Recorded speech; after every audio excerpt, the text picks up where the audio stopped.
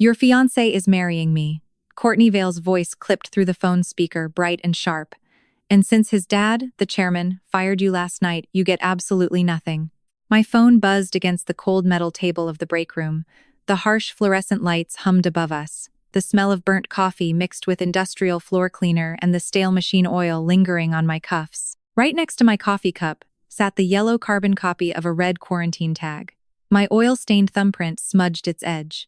I looked at the phone. "Courtney, you are on speaker." She laughed. A thin, reedy sound. "Nice try, Samantha. Just pack your desk." I did not answer. The man sitting across from me slowly lowered his ceramic mug. Arthur Ashford, the executive chairman of Ashford Aerospace, leaned toward the microphone. "Courtney," Arthur said. His voice carried 40 years of boardroom authority. "I am sitting beside Samantha. I did not fire her, and I never authorized anyone to use my name." A sharp intake of breath hissed through the speaker. Then, a click. The line went dead. I did not cry. Instead, I reached for my left hand, slid the 2-carat diamond engagement ring off my finger, and dropped it into my blazer pocket. The stone felt heavy against the fabric. I folded my hands on the table. Arthur watched the ring disappear. The older man adjusted his glasses. "Why did you call me to the plant at 6 in the morning, Samantha?" I slid the yellow quarantine tag across the metal surface toward him. Then I unlocked my personal phone and pushed it forward. The screen displayed an automated text alert from the safety system. It arrived at 5:18 this morning. A batch of fuel valves was moved out of the quarantine cage, I told him, keeping my voice entirely level.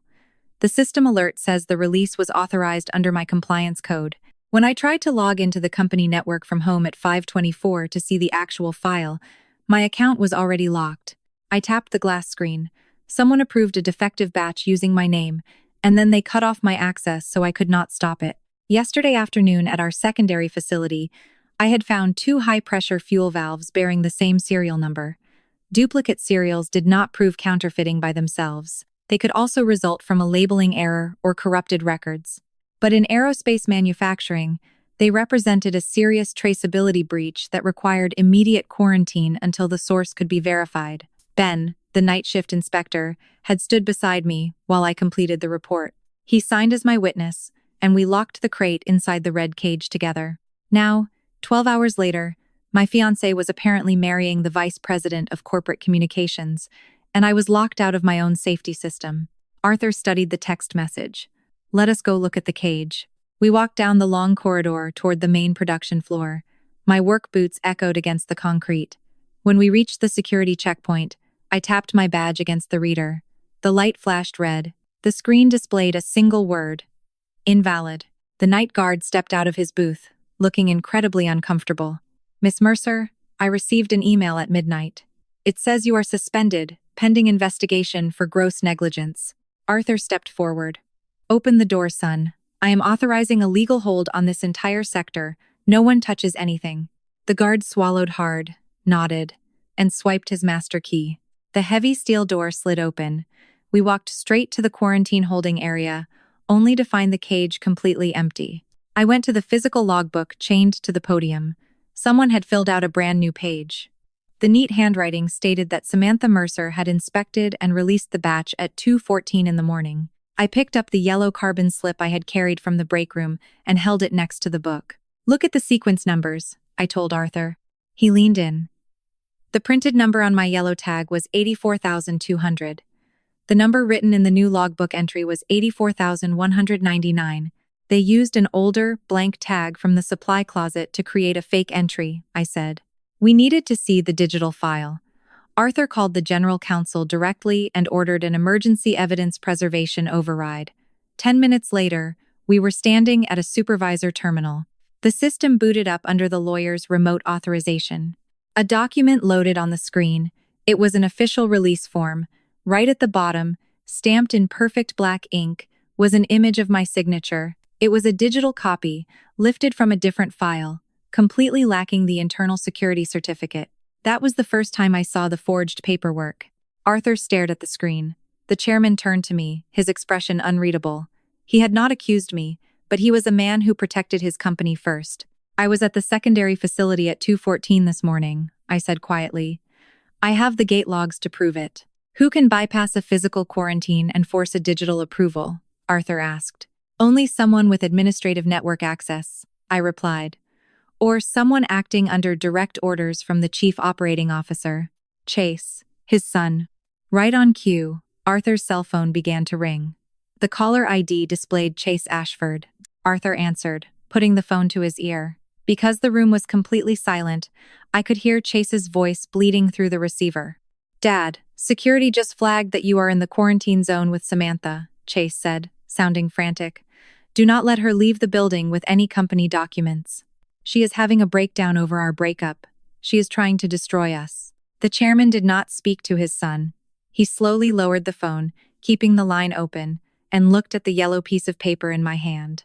Why, Arthur asked the open air, is my son more afraid of that piece of paper than he is of a defective valve? The heavy steel door slid open again before I could answer Arthur. Chase Ashford stepped into the quarantine zone wearing a flawless navy suit. Not a single crease out of place at 6:45 in the morning. The scent of his expensive cologne cut right through the industrial smell of the factory floor. He stopped a few feet away and projected a perfect mask of deep concern. Sam, Chase said softly. Using that private nickname in front of the chairman and the general counsel felt like a physical intrusion. You are not thinking clearly. The suspension is just a temporary safety measure. You are completely misunderstanding the situation with Courtney. Arthur did not look at his son. The older man kept his eyes focused on the forged digital document glowing on the supervisor terminal. He asked who authorized using his name on a termination notice. A tiny muscle twitched in Chase's jaw.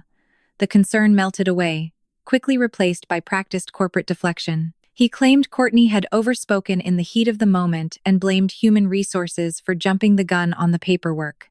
The general counsel stepped between them. The lawyer's voice remained flat and clinical as he explained the limits of executive power.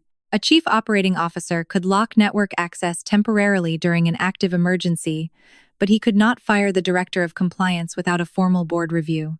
The termination notice was entirely invalid, and an official legal hold now applied to every digital and physical record in the building.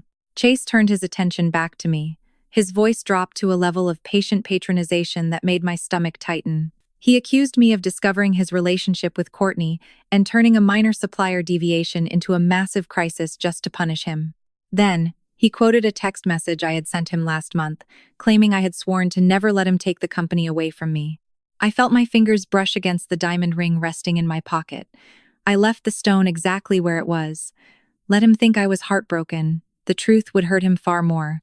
My text message about taking the company referred specifically to his attempt to remove final approval rights from the safety department. He was deliberately twisting a professional argument into a jealous lover's threat. The legal hold is active, I told him, refusing to take the bait. No one touches the servers. Within an hour, Nina Patel arrived. The independent systems consultant for the safety committee did not ask for permission to start working. She immediately set up a read-only mirror of the server logs while I stood back, keeping my hands entirely off the keyboard. I needed an unbroken chain of custody. Nina tapped her screen and brought up lines of code, translating them into plain English for Arthur. The status change on the defective valves did not originate from my account. Someone had forced the system using a master administrative override. There is a support ticket attached to the override, Nina noted, her fingers moving quickly over the keys.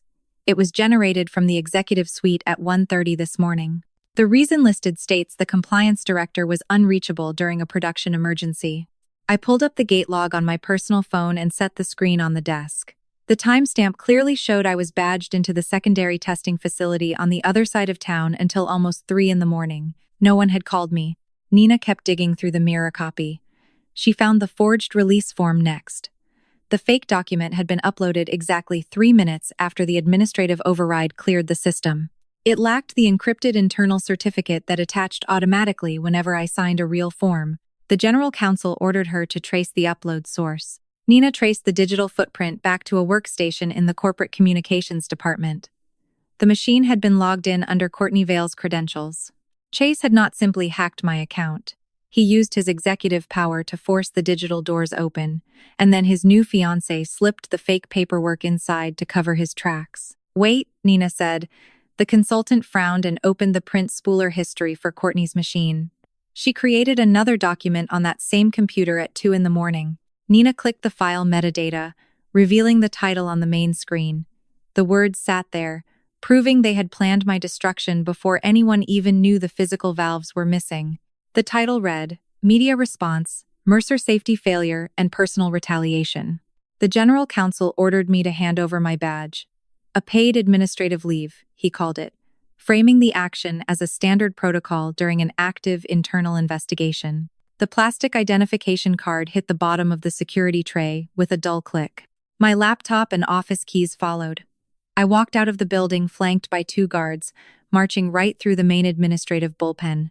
People I had worked alongside for almost 10 years suddenly found their computer monitors incredibly interesting.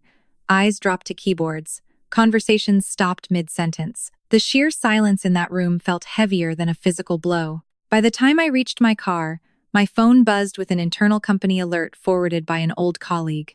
Courtney had already blasted a memo to every inbox in the building. The vice president of corporate communications announced that I was temporarily stepping away following a severe process incident. She did not outright lie, but those carefully chosen words painted a picture of a guilty woman fleeing the scene. A second notification popped up right after. A private text from Chase. It simply read, "Stop pushing this outside the family and I can fix everything." I turned off the device and drove home. Nina called 2 hours later on a secure conference line with the legal team. The safety consultant had pulled the physical surveillance footage for the quarantine cage. A 17-minute gap existed in the server archive, right around 2 in the morning. Someone had commanded the camera to reboot, but the system captured a single frame just before the lens went blind. It showed Ben Harper, the night shift inspector, standing directly in front of the restricted lock. My chest tightened. Ben had signed that yellow quarantine tag with me. The man carried a mountain of gambling debt, a fact he complained about constantly in the break room. Years ago, a previous supervisor had blamed him for a missing titanium scrap part, nearly costing him his pension. Ever since that old incident, the inspector kept a separate, secret notebook of serial numbers as personal insurance against management. We arranged a meeting the next morning at the Union Hall. The company lawyer and a labor representative sat at the heavy wooden table, anchoring the corners of the room to ensure an official record. Ben refused to look at me. The older man stared at his calloused hands and claimed he never went back to the cage. I slid a printed photograph of my yellow carbon slip across the table. His own signature stared back at him. The fight drained out of the inspector instantly. His shoulders slumped toward the wood grain. He admitted taking the defective valve right before the camera rebooted. He did not do it to protect the company, and certainly not to save me. Ben confessed that when he saw the emergency override order come through the system, he panicked. He thought upper management was going to make the batch disappear and pin the missing inventory on the night crew again. Given his financial troubles, he knew he made the perfect scapegoat. So he stole the physical evidence first, planning to use it as leverage to save his own job if the executives tried to fire him. That selfish, terrified decision had accidentally saved us. With company security and the legal team flanking him, Ben led our group to an abandoned calibration cabinet on the edge of the factory floor. The smell of old grease and stale dust hit the air as a guard cracked the rusty door open. A heavy metal component sat wrapped in a shop rag. I kept my distance and did not touch it. The guard lifted the valve with gloved hands and read the serial number out loud. It matched the counterfeit batch perfectly. I looked closely at the steel housing under the harsh ceiling lights. The machining marks running along the flange were completely wrong, cutting in a crosshatch pattern that our approved supplier never used. The legal team sealed the valve in an evidence bag and sent it straight to an independent metallurgy lab. The preliminary results arrived just after sunset. The alloy failed both the strength and fatigue requirements listed in the approved specification. Under repeated fuel pressure pulses, engine heat, and vibration, microscopic cracks could spread through the valve body until the component fractured. The valve had not failed in service yet. That was the only good news. The full metallurgical report arrived just before 9 the next morning. The laboratory confirmed that the alloy and machining pattern did not match our approved supplier's specification. Procurement records, shipping documents, and the lot markings linked the component to Delta Aero Components, a secondary supplier that had never completed our full safety approval process. The outer casing could pass an ordinary visual inspection. The weakness was inside the metal. After enough engine operating cycles, the valve could crack while under fuel pressure. Nina sat across the conference table, projecting corporate tax records onto the wall monitor. The screen showed Delta Aero components belonged to Mark Kessler. Mark was Chase's former college roommate, a detail conveniently omitted from every vendor disclosure form. Arthur stood near the window and rubbed the bridge of his nose. The chairman admitted he knew about the friendship, but he had trusted his son to manage the conflict of interest quietly. Then the forensic accountant pulled up the invoices. The numbers did not make any sense for a cost-cutting scheme. Delta charged the company almost the exact same premium price as our approved, high-grade supplier. The counterfeit parts did not save the corporation a single dime. Instead, the price difference vanished completely into a secondary billing code labeled as Vendor Transition Consulting. Chase was not trying to improve the quarterly budget. The chief operating officer was robbing the company blind. Arthur walked over to the table, looking older than I had ever seen him. He asked me for 48 hours to assess the damage internally. A public disclosure right now, he argued, would trigger a massive stock drop and risk hundreds of union jobs. I slid the printed lab results toward him. If a defective part is already attached to an engine, Arthur, we do not have 48 hours to gamble. Nina's keyboard clacked loudly in the quiet room. The consultant pulled the shipping manifests matching the duplicate serial numbers. The fake valves were not contained to our night shift quarantine cage. The system showed identical compliance certificates attached to 3 separate client deliveries. One batch sat in a warehouse. Another was currently installed in a grounded assembly unit. The third had already entered active ground testing. My phone vibrated against the wood veneer. The screen illuminated with a critical alert from our largest aerospace client. Their engineering team was demanding an immediate explanation for violent pressure fluctuations during a morning engine run. The moral clock had officially run out.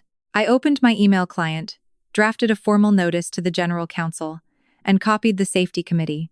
The message stated clearly that if Ashford Aerospace did not self-report the counterfeit parts to the Federal Regulatory Agency by noon, I would trigger the mandatory whistleblower channel myself. I hit send, and Arthur's phone chimed a second later. The chairman pulled the device from his pocket, read the text on his screen, and let out a long breath. He looked up at me, his eyes heavy with the weight of his legacy. If you do this, Samantha, there may not be a company left for you to save. I picked up my briefcase, feeling the handle dig into my palm. Then give me one worth saving. The emergency board meeting convened on the top floor exactly 2 hours after my email. I sat at the far end of the mahogany table, attending solely as a guest of the Safety Committee. The General Counsel anchored the opposite side, flanked by Nina and the external auditors. Chase and Courtney occupied the leather chairs nearest the door, projecting an image of calm, united professionalism. Arthur took his usual place at the head, though his posture seemed rigid, his weathered hands clasped tightly over a manila folder. Courtney stood up first, smoothing the skirt of her designer dress. The vice president of corporate communications asked the board to separate what she called technical facts from emotional retaliation. Acknowledging her relationship with Chase, the executive claimed they had only started seeing each other after his engagement to me fractured. Then came the printed transcript. She read my own text message from last month aloud to the room. "I will not let you take this company from me," she recited, letting the threat hang in the quiet air. The communications director conveniently forgot to mention that those words referred specifically to Chase trying to strip final approval rights from the compliance department. Her new fiancé jumped right in to support the narrative. Chase spread his hands, playing the role of the beleaguered manager just trying to keep production moving. He admitted using the emergency override, insisting the action was necessary to prevent a complete assembly line shutdown. The chief operating officer shifted all blame to Delta Aero Components for providing falsified certificates, adding that Courtney had merely prepared a contingency press release to protect the corporate brand. I let them finish their coordinated performance. When the room fell silent, I looked directly across the wide table. "Courtney," I said, keeping my tone perfectly conversational. "During our phone call at 6:30 this morning, why did you mention batch code Delta 714? The confidence faltered, just for a fraction of a second, in her eyes. She adjusted her posture quickly. Chase showed me the internal report so I could draft the response. "That specific batch code lives exclusively in the restricted quarantine server," I pointed out, leaning forward so she could hear every word. "Which means you had access to highly classified safety data, and you were actively coordinating a cover story hours before the legal hold even began." Chase slammed his palm on the table, his face flushed. You are twisting standard procedure because you are angry, Samantha. And you cannot ask this board to sanction a federal report based on a vendor paperwork error. I am not asking the board to decide whether the evidence should be preserved, Chase. Opening my portfolio, I slid a stamped digital receipt toward the center of the table. I activated the Independent Safety Committee's emergency escalation at 5:30 this morning, right after the system alert reached my personal phone and my account was locked. That notice froze the relevant records and brought Nina and outside counsel into the process. The company still has until noon to make the mandatory federal self-report, and there are less than 40 minutes left. A collective murmur moved around the room. The boardroom mask finally cracked. They could still choose whether to report the danger themselves, but they could no longer erase the evidence or pretend they had never been warned. Nina seized the disruption, projecting a new document onto the wall monitor. The screen displayed an internal email dated exactly 3 months ago. A purchasing engineer had explicitly warned management that Delta Aero components lacked final safety certification.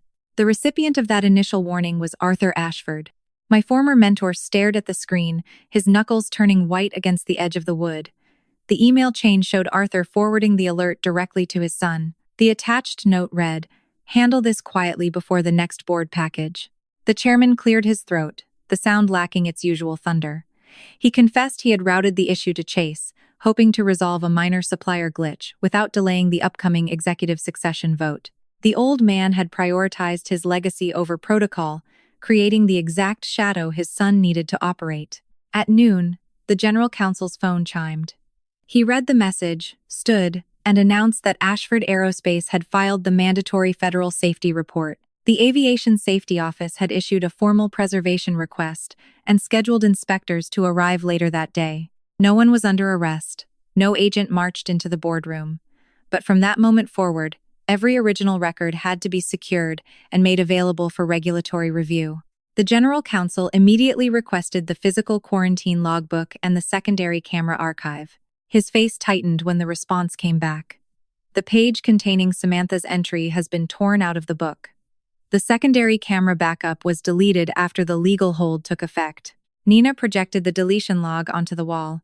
Destroying records after a legal hold can expose the company to severe evidence sanctions, the general counsel said.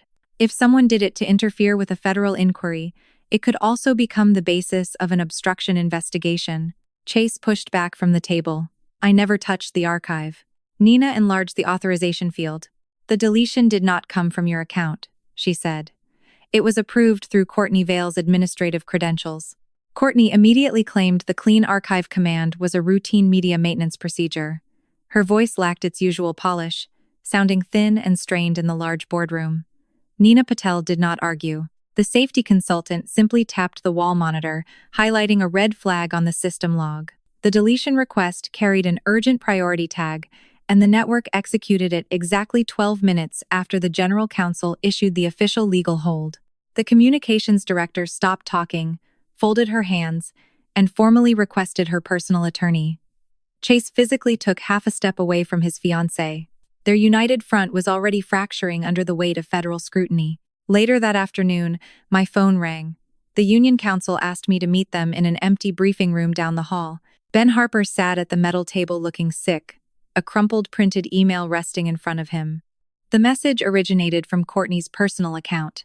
She had offered the night shift inspector a massive severance package, provided he signed a sworn statement claiming I explicitly ordered him to move the defective valve out of quarantine.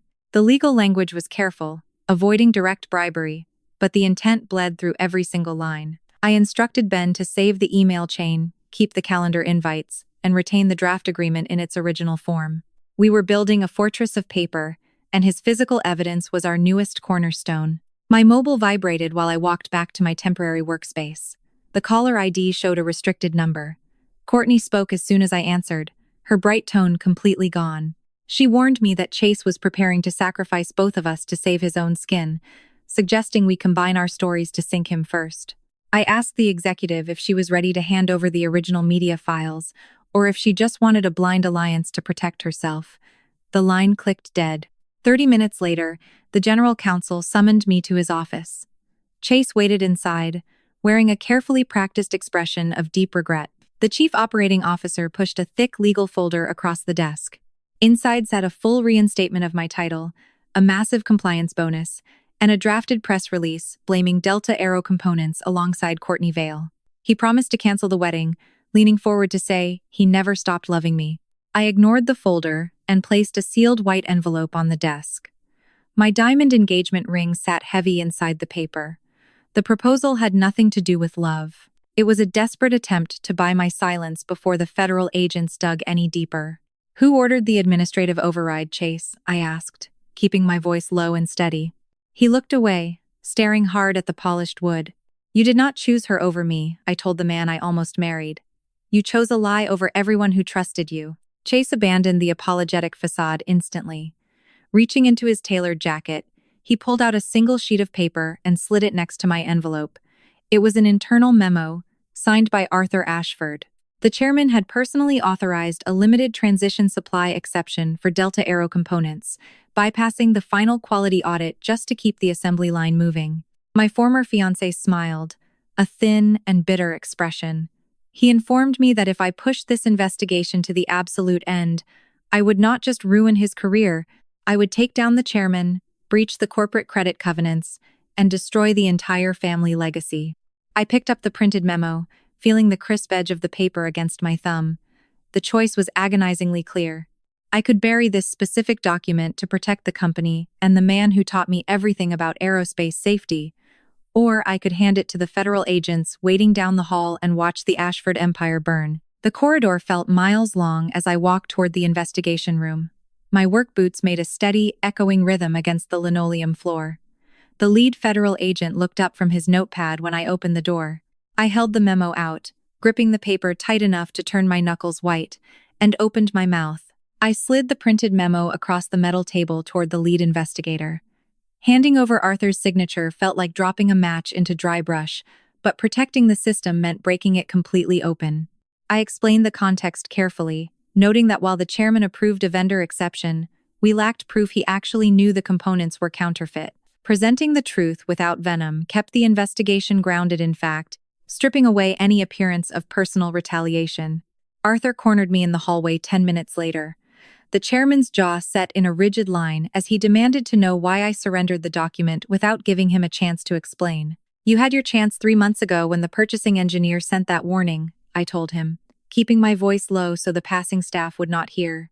The older man straightened his posture, pulling rank. He reminded me he spent 40 years building this company from the ground up. "And that is exactly the problem," I said, stepping back from my former mentor. "You built a company, and then you started treating it like family property instead of a public responsibility." Back in the briefing room, the missing logbook page became the primary battlefield. The original yellow carbon slip had been photographed, numbered, and sealed inside an evidence envelope by the general counsel on the first morning.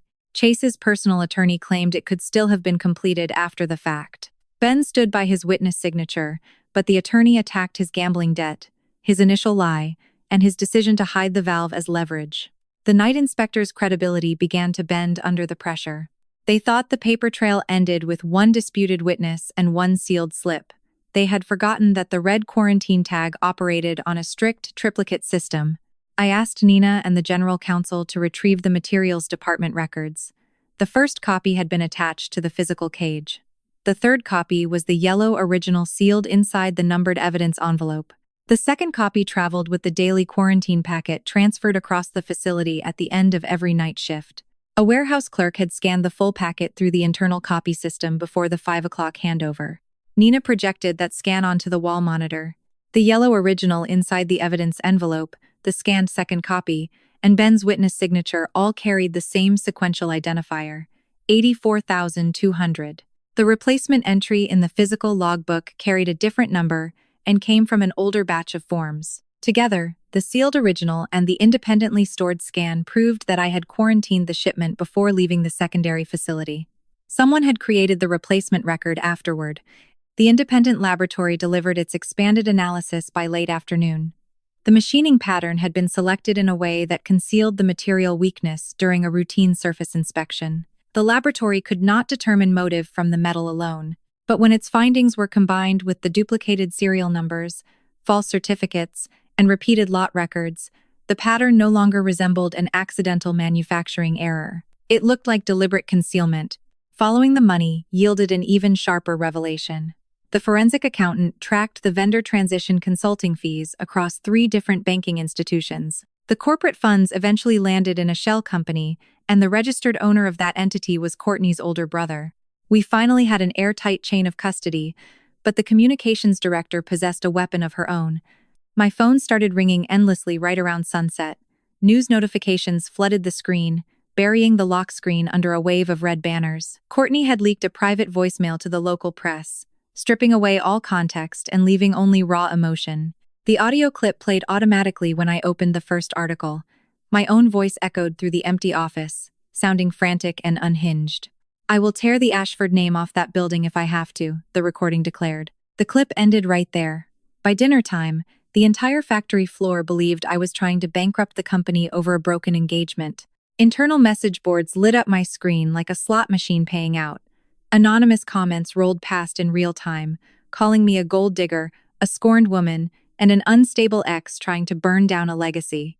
A separate thread contained panicking assembly line workers worried this scandal would trigger mass layoffs just before the holidays.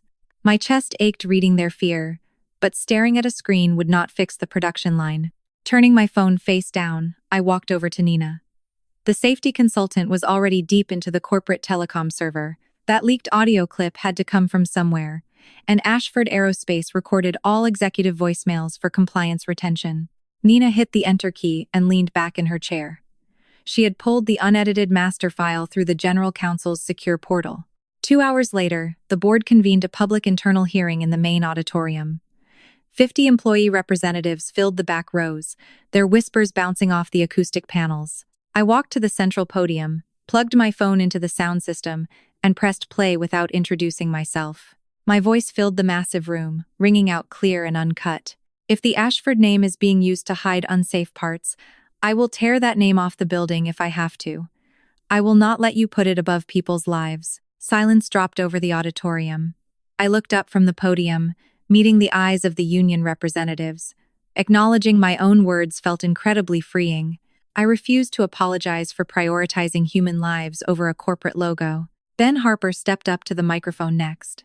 The night shift inspector did not try to hide his gambling debts or his poor decisions. He handed the federal investigators a printed email originating from Courtney's personal account, right alongside the drafted statement she wanted him to sign. Ben admitted taking the defective valve to protect himself, making his testimony unshakable because he owned every single one of his mistakes. Nina took the floor seamlessly, connecting the digital chain for the entire room to see. The consultant mapped out the override originating from the executive suite, the fake PDF exported from Courtney's machine, the archive wipe executed after the legal hold, and finally, the media response file drafted before the investigation even began. Then the forensic accountant delivered the fatal blow. The vendor transition money had funneled from Delta Aero components directly into a shell company controlled by Courtney's brother. That exact account had recently issued 2 massive wire transfers. One paid the non-refundable deposit for a luxury wedding venue. The second covered the down payment on a penthouse condo. Courtney gripped the edge of her table, her knuckles stark white. The communications director loudly insisted Chase had assured her the money was a legitimate executive bonus. Chase shot out of his chair, abandoning his polished demeanor entirely. He pointed a shaking finger at his fiancé, shouting that she had designed the entire payment structure herself. The victim mask finally slipped off Courtney's face. She turned toward the chief operating officer, her voice dripping with pure venom. "You said your father would bury the audit," she snapped. Chase fired right back, his voice echoing off the high ceiling. "You were the one who created the firing notice." The entire auditorium listened, as the 2 executives openly confirmed each other's guilt. "Taidwan hai abang." At noon, the general counsel's phone chimed. He read the message, stood, and announced that Ashford Aerospace had filed the mandatory federal safety report. The Aviation Safety Office had issued a formal preservation request and scheduled inspectors to arrive later that day. No one was under arrest. No agent marched into the boardroom. But from that moment forward, every original record had to be secured and made available for regulatory review.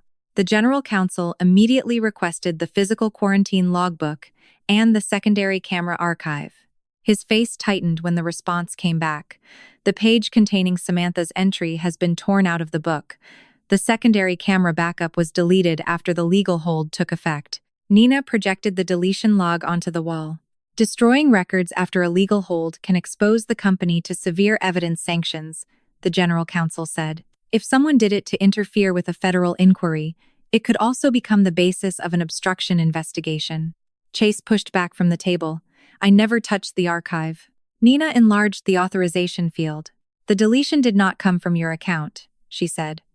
It was approved through Courtney Vale's administrative credentials. A sharp ring cut through the tension. The general counsel answered his phone, listened for several seconds, and stood. The Federal Safety Office has issued a supplemental preservation demand, he announced. The board has also authorized immediate forensic collection of every company-owned device connected to this investigation. 2 corporate security officers approached the executive table. They carried no handcuffs. They simply placed an empty plastic evidence tray on the polished wood. Yesterday morning, Courtney had called to tell me I would get absolutely nothing. Now, under the silent gaze of 50 employees, she had to unclip her corporate badge and surrender her office keys and company-issued phone. Any personal device would be handled separately through her attorney and lawful process. Her fingers shook as the badge struck the bottom of the tray. 9 months passed. The bitter Kansas winter thawed into a heavy, humid spring, and the corporate landscape of Ashford Aerospace fractured completely. The company voluntarily reported the counterfeit parts to the Aviation Authority, initiating a massive global recall that cost staggering amounts in federal fines. No commercial planes fell out of the sky, which remained the only victory that truly mattered.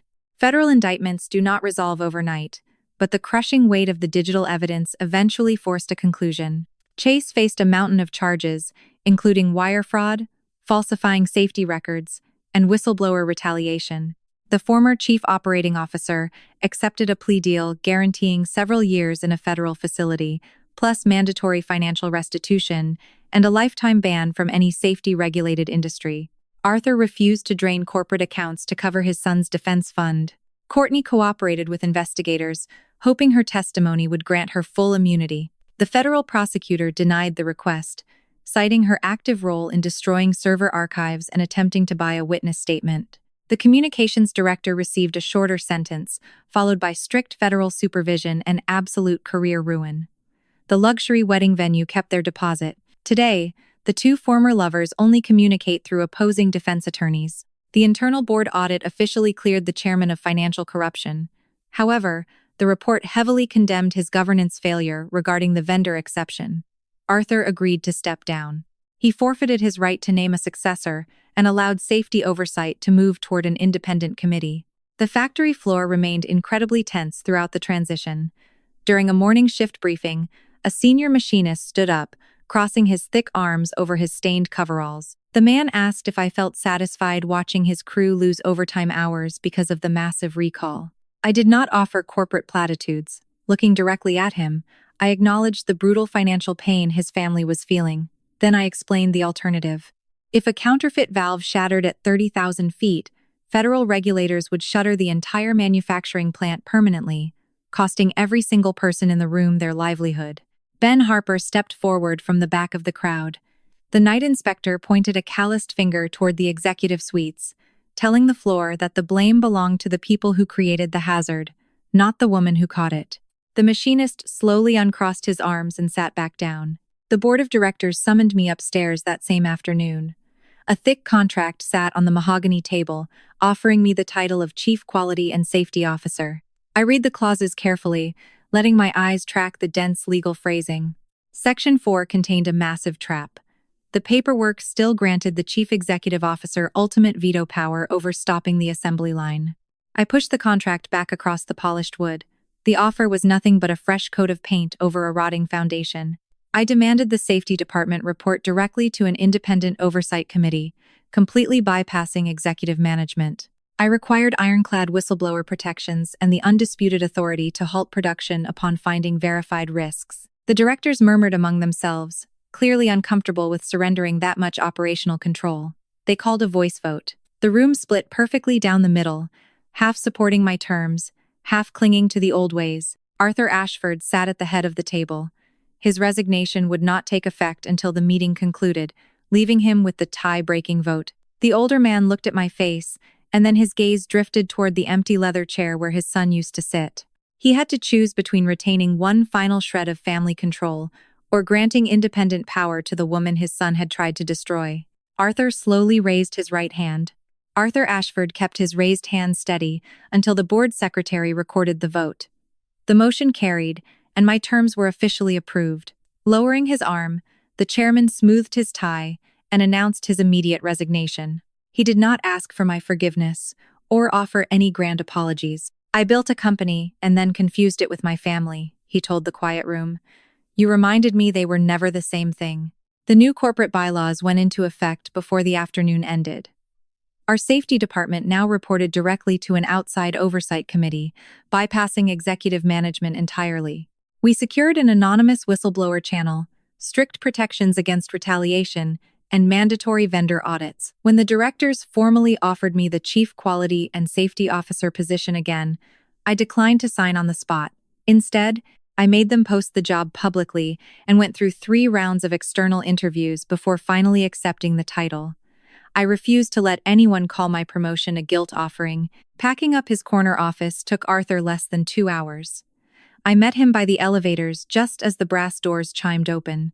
The older man handed me a thin manila envelope. Inside sat a faded photocopy of a night shift inspection report from almost 10 years ago, marking my very first quarantine order. "You were the only junior engineer willing to shut down a live assembly line," Arthur said, holding the elevator door open. I kept it.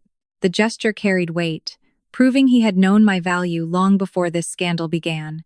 But holding onto a piece of paper did not excuse the culture of silence he had allowed his son to build. I thanked him for the memory, shook his hand firmly, and stepped back. Some professional bridges can be respected without ever being fully repaired. News updates and federal dockets filled in the rest of the story over the following months. Chase Ashford traded his tailored suits for a federal uniform, permanently stripped of his unvested shares and his corporate future. Courtney Vale quietly surrendered her corporate communications awards back to the industry association. There was no society wedding, and her career in aerospace was over. Mark Kessler watched his supply contracts evaporate overnight. Everyone paid the exact price they had earned. Exactly 1 year after that terrible phone call, I walked across the main production floor. The heavy machinery thrummed under my work boots.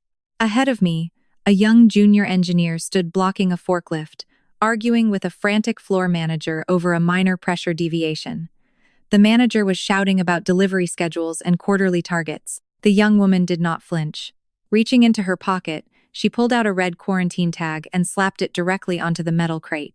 I walked over, silencing the angry manager with a single look. Taking out my pen, I signed the witness line on the junior engineer's tag. The new safety forms still used a 3-part carbon copy system, but now they automatically synced to an independent external server. The tag itself had not saved the company. The unbending principle behind it had. Later that afternoon, the new executive team called a full company town hall. Stepping up to the podium, I looked out over a sea of hard hats and high-visibility vests. The regional director introduced me by my professional title and listed the safety metrics my department had achieved over the past 4 quarters. Nobody in that massive room mentioned that I used to be engaged to the former boss's son. Looking at the bright faces in the crowd, I remembered the cold metal of the break room table and the mocking tone of my former fiancé's mistress. Courtney had been right about one thing. I got nothing from Chase Ashford. No title, no future, no place in his family. Everything I had after that, I earned.